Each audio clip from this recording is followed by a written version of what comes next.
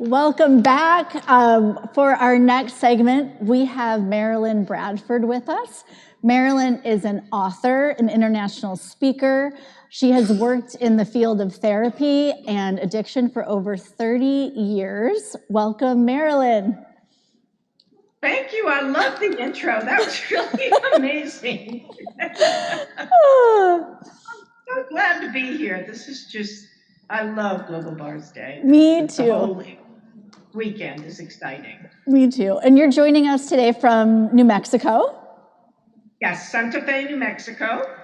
And can you talk to us a little bit about, so like you've been a therapist or have been like for 30 years been in this field, and then you discovered Access Bars and Access Consciousness. Can you talk about how that changed the way you practice therapy or did not anymore and with you and your clients? Oh, absolutely. It was such a huge difference. After I discovered Access, and I'd been doing therapy at a private practice for about 15 years, I decided that every one of my clients had to get their bars run. Now, I didn't necessarily talk about it as these are the Access Consciousness bars, although at the end I said, if you'd like more, check out accessconsciousness.com. I really introduced it as a way to ease anxiety. I had a lot of what we call really normal people in therapy. And what I mean by that are people who desired to make this reality work better for them. So dealing with that, this is like covert consciousness kind of. I just said, well, it's going to help you relax. But there's a lot more to it than that I didn't explain unless they asked me questions. Because this reality doesn't really get that 99% of your thoughts, feelings, and emotions aren't yours. So they're always, oh, you feel this, or you have this thought. But what happened with running their bars is that people were like, oh, I don't seem to be so obsessive about this thing. All of those feelings of depression kind of went away. So it was a great way to clear the path for them and for myself to be able to do better work. So that was really huge. And another thing about it was therapy is all about the answer. Once I ran people's bars, they were more willing to be in question. And of course, I introduced question. I mean, they'd come in and they'd say, I'm depressed or I'm an alcoholic. And I'm like, how do you know? And then sometimes they would go, what do you mean, how do I know? I mean, how do you know? You just put a label on yourself. How do you know that's what's happening? And the bars, they just give such a sense of space that it allowed people, without realizing what was going on, to expand out. And that created a much greater space to ask questions, to see what was actually going on with them, to give people little pieces of homework. I'll tell one story about who does this belong to, which is I had a woman who came in, and I'd introduced the concept after running her bars a couple of times. And she's like, I'm an alcoholic, and I'm, how do you know? Blah, blah, blah, I'm drinking, blah, blah, blah. So we were working for about 6 weeks and nothing was happening. And that doesn't happen. If you work with me and you truly desire to change, you're going to change. But anyway, so after 6 weeks, I'm like, let me ask you another question. Whose alcoholism is it anyway? And she went, oh, it's my mother's. And she never had a problem with drinking again. So, I mean, the bars open a space where people in traditional therapy can actually begin to step into greater possibilities and maybe a few beyond this reality. That question is brilliant and not one you're going to get from every therapist or someone working with addiction. No. Can you talk about, so you mentioned questions, that was a really easy place to start with people. And one question we have in Access is, what's right about me I'm not getting? Mm-hmm. Can you talk about that, how powerful that question is and how you've used that with your clients and yourself and in the world? Absolutely, but I'm going to give you my twist on it. Okay, even better. For every client who comes in and talks about being an alcoholic or an addict or depressed or whatever, My question is, what's right about your addiction you're not getting? And people are like, what? What are you talking about?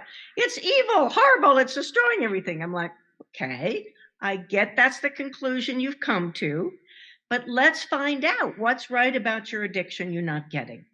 And for instance, I had a woman who said, well, I'm drinking 2 bottles of wine a day at night. So I'm like, so tell me more.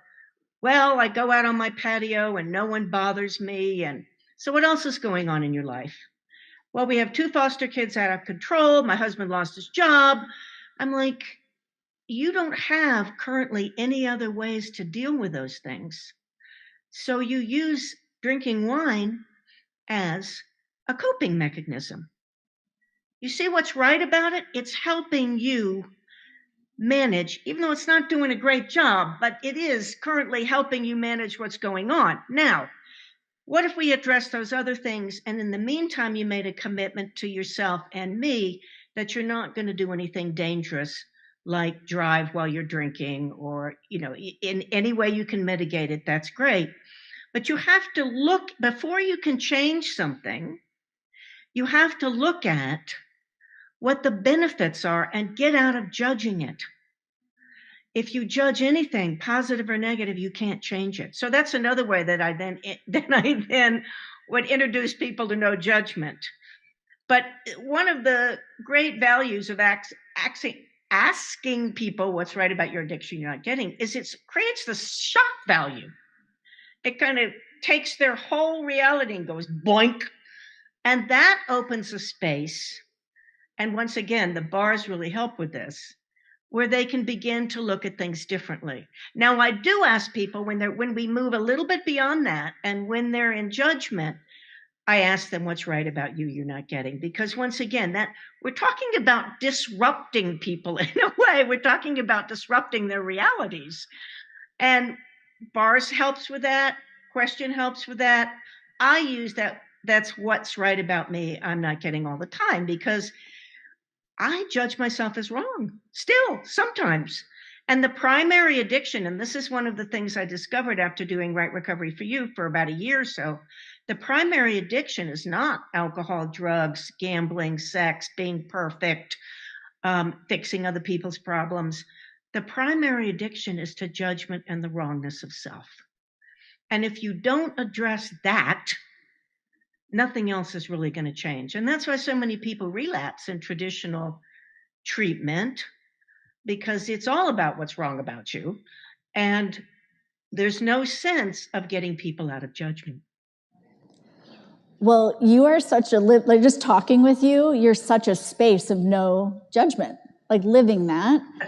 And you mentioned, you're the creator of Right Recovery for You. And can you talk about, like you mentioned, we have these ideas of what addictions are. Can you talk about how Right Recovery looks at that so differently, and how, like, if someone is listening today, like, how can we change how we're looking at recovery and addiction? Well, what I realized with addiction is it's an actual energy looking for a target. It's not about the target. And I tell this, it's not a story, it's what actually happened or got created. My grandmother had 2 daughters. Each of them had 2 daughters. And of the 4 of us, 3 were diagnosed as alcoholics, and 1 was diagnosed as a flaming codependent. Well, they didn't use the word flaming when they wrote their insurance thing, but the point was, there was no history of alcoholism in our family, none. But there was an energy of addiction. My father was addicted to workaholism.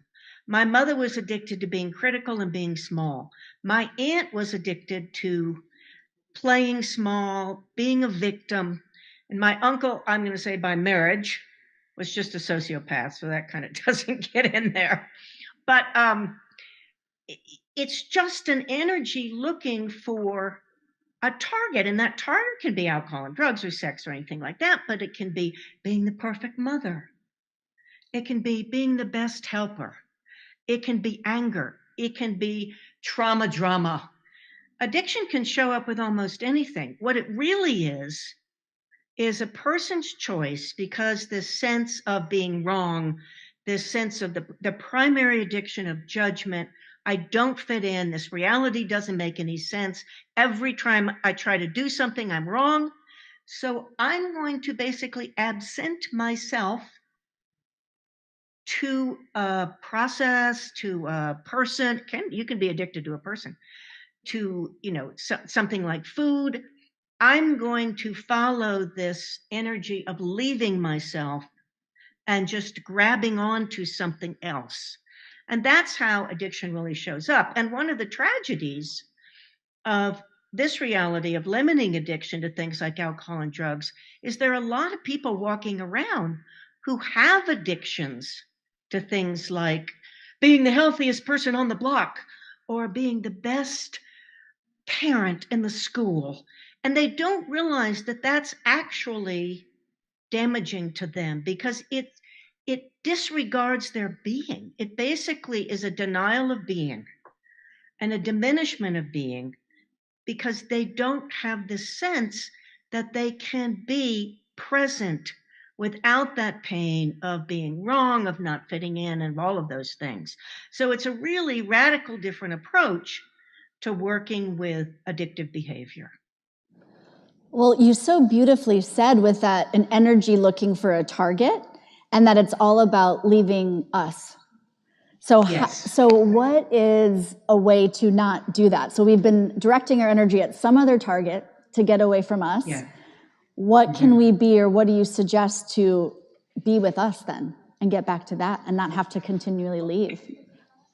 That's a big topic. And that is what true for me, that's what true recovery is. It's not about stopping something. Now, if you're doing something that's really harming you or harming others, absolutely stop it. Or sometimes I even tell people, find a different addiction. If you're addicted to alcohol and drugs, try sports. Try something that's not harmful for a while. And then it's helpful if you have a facilitator, but people can do this on their own or with the access tools, absolutely. Start by practicing being present and seeing what comes up, because addiction is all about leaving you. And the other thing is to start asking yourself, what do I know to be true about me right now, about the situation? And it's going to be like, oh, but just start slow. You can start with food. What do I know my body would actually like to imbibe? Oh, that's another thing. Traditional addiction counseling and all that never works with the body. And you have to be in touch with your body if you're going to have true recovery. You're here with your body. Hello. It's wonderful. It can do all kinds of things. So that's another thing. If you can find ways to begin to get in touch with your body, whether it's just simply by having a massage and being present with it, or being present when you're having a bath, or when you're walking, take a walk. I take a walk almost every morning, and that's when I do my all of life comes to me with ease and joy and glory. And it's just wonderful. I'm walking with my body, and we're all doing all of life comes to me with ease and joy and glory. And it's a great way to start the day. So don't judge yourself. You're going to have to start slowly, most likely. You're building a different muscle, because once you're completely present and you're connected with your body, you're not fighting the addiction. It just goes away. You have no reason to absent yourself from yourself. Marilyn, I loved talking with you. And I just want to let everybody know that you did write a book, Right Recovery for You. I did. You did. So, and there are other, like, you facilitate this, and there are other Right Recovery for You facilitators. So I just want to let people know, like you said, take baby steps, and then there are facilitators. The book is a great place to start. And great place to start. And you also have a really phenomenal podcast called the Left Turn Podcast, which is all about those times where we would normally go right, or other people are going right, and we make a choice to take a left turn. Can you talk about maybe that for you, like a left turn you've taken and how that's brought all of this to the world? Thank you. Well, it's funny. One of my first left turns was to, quote, admit I was an alcoholic, because it was against my family. They were like, I hope you realize what a great husband you have. Not many men would put up with that. I mean, that was their basic reaction. But that started me on the journey. And I was also in therapy. I did the traditional way, but all through it, I was going, you know what? I don't think this. There's got to be more to it than that. There just has to be more to it than that.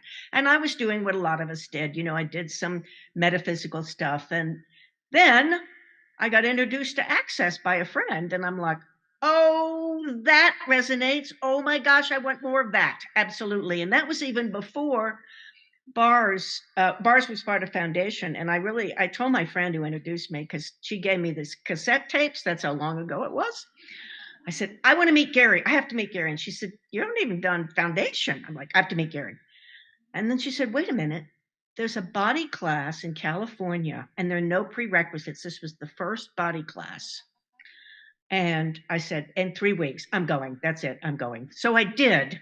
And that was a left turn in a lot of ways, just because I knew it was going to be so different, but it was so expansive. And that's the thing about left turns. It's when we perceive the energy of a choice that's like, whereas a lot of choices in this reality, what we're supposed to do are like, okay, you know, you feel like you're kind of an oxen along the road, and yeah, I'll do this and I'll do that.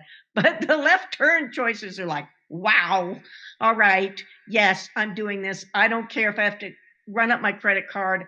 This is expansive. And that was a huge left turn for me, because it started me on the whole path of Access. And then I started using, and this was also a left turn, I started using the Access tools with my clients in psychotherapy. I had a private practice. And I'm like, they're getting better faster with the Access tools. That's very interesting. Okay. And then I approached Gary Douglas and said, hey, Gary, can we do something with addiction and Access? And that's when Right Recovery for You was born. And I've been kept asking questions. What makes this different? What's really true about addiction? And what's really true for me in this 10 seconds, because it changes like everything else, what's really true that I can begin to develop and share with the world. I'm really grateful you took all those left turns, as I think are a lot of people.